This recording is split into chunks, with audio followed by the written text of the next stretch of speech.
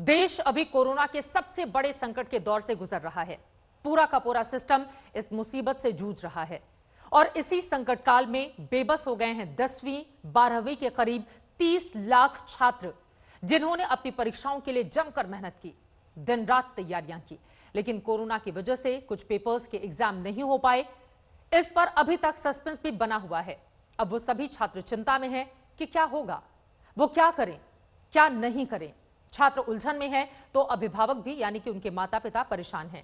छात्रों के हितों को लेकर इन तमाम मुद्दों पर हमसे बातचीत करने के लिए खुद मौजूद हैं मानव संसाधन विकास मंत्री रमेश पोखरियाल निशंक। उनके हर सवाल का यानी कि छात्रों से जुड़े हुए हर सवाल का जवाब साहब से हम जानेंगे, लेकिन उसके पहले अपने दर्शकों को यह महत्वपूर्ण रिपोर्ट दिखाते हैं।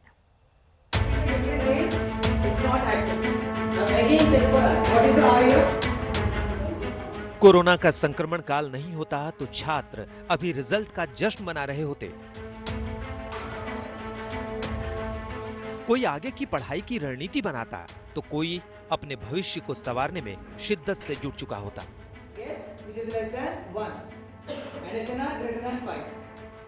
ये कोरोना संकट नहीं होता तो छात्र गर्मी की छुट्टियों की तैयारी कर रहे होते।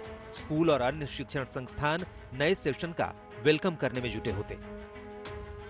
मई महीने की शुरुआत हो चुकी है। पिछले साल 2 मई को 12वीं के रिजल्ट आए थे और उसके 4 दिन बाद यानी 6 मई 2019 को 10वीं के रिजल्ट भी आ गए थे। लेकिन इस साल कोरोना ने सब कुछ रोक दिया है।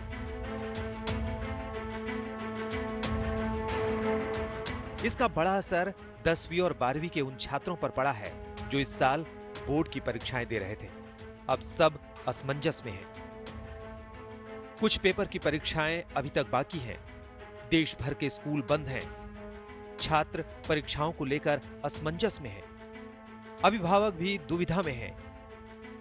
टीचर भी हालात सुधरने का इंतजार कर रहे हैं। छात्रों का भविष्य अधर में है। महामारी की वजह से देश में 25 मार्च से ही लॉकडाउन लग गया और अब लॉकडाउन 3 भी 17 मई तक घोषित हो चुका है। ऐसे में सवाल है कि लॉकडाउन के बाद 10वीं 12वीं के छात्रों का क्या होगा, बाकी बची परीक्षाओं का क्या होगा, और सवाल ये भी कि बच्चे अपनी आगे की पढ़ाई क्या और कैसे करें। परीक्षाओं को लेकर तो खुद सीबीएसई भी असमंजस की स्थिति में है। सीबीएसई भी साफ कर चुका है कि इस संकट काल में 10वीं बोर्ड की बची परीक्षाएं कराना मुमकिन नहीं है। 1 अप्रैल को अपनी एक एडवाइजरी जारी की है। उसमें हमने बहुत क्लियर कहा है कि 10th का कोई भी एग्जाम अब हम नहीं कंडक्ट करेंगे। जो भी एग्जाम्स 10th के हो गए हैं उनके बेस पे हम रिजल्ट दे देंगे। 12th सब्जेक्ट के एग्जाम्स क्लास 12th के हम उनका री एग्जाम करेंगे एंड वी आर वेटिंग कि जैसे लॉकडाउन उठेगा हम परीक्षा कर सकेंगे।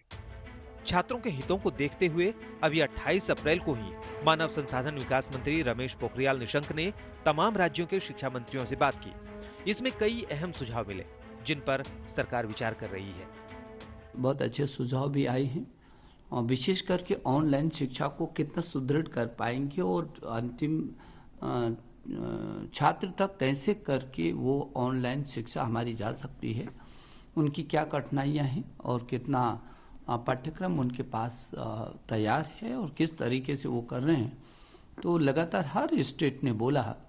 वीडियो कॉन्फ्रेंसिंग में मानव संसाधन मंत्री को कई सुझाव मिले। दिल्ली के डिप्टी सीएम मनीष सिसोदिया ने भी कई अहम सुझाव दिए थे। उन्होंने कहा था कि 10वीं और 12वीं के छात्रों को इंटरनल परीक्षा के नंबरों के आधार पर बिना परीक्षा लिए ही पास कर देना चाहिए। सीबीएसई की परीक्षा को रद्द करें और जैसा हमने 9वीं और 11वीं में किया है कि बच्चों के असेसमेंट के आधार पर, उनके छमाही एग्जाम के आधार पर और बाकी असेसमेंट्स के आधार पर उनके मार्क्स दिए हैं फाइनल एग्जाम में, तो वैसे ही 10वीं और 12वीं की जो बोर्ड की परीक्षा के पेपर्स रह गए हैं, 29 मेन सब्जेक्ट्स के रहे हैं और कुल 83 सब्जेक्ट्स के पेपर रहे हैं, उन सब में भी बच्चों को उसके आधार पर पास किया जाए। तो ये तो मैंने उनको एक सुझाव दिया। साथ ही दिल्ली के शिक्षा मंत्री ने कई मांगे भी रख दी।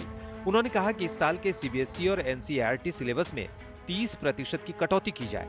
अगले साल के CBSE board exam, IIT, JEE और नीट यूनिवर्सिटी भी उसी हिसाब से हो।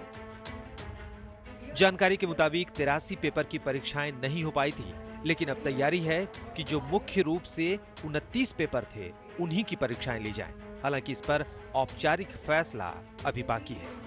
मंजीत नेगी के साथ आज तक ब्यूरो।